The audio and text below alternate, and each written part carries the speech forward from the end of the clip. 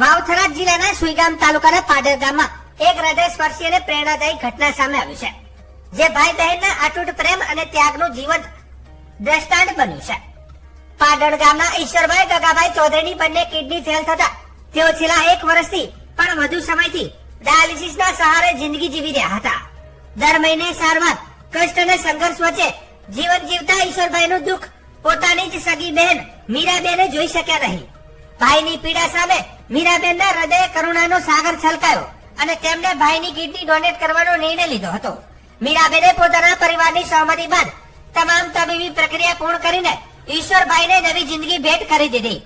મીરાબેન રામપુરામાં સાસરામાં વસવાટ કરે છે, છતાં ભાઈ માટેનો પ્રેમ અને બંધન અંતરથી ખૂબ આગળ નીકળી ગયો અને સર્જરી સફળ રહી અને હાલમાં બંને સ્વસ્થ છે.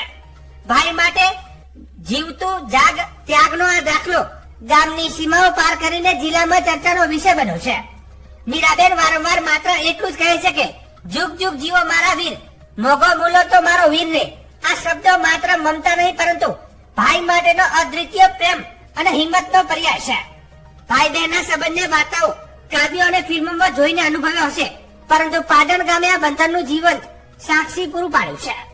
સમાજમાં જો આ સ્વાર્થ અને અંતર વધતું જાય છે, ત્યાં મીરાબેનને આ ત્યાગ સકારાત્મક સંદેશ આપી રહ્યો છે કે હૃદયમાં પ્રેમ અને વિશ્વાસ હોય તો સંબંધો માત્ર લોહીના નહીં પરંતુ જીવનના બને છે.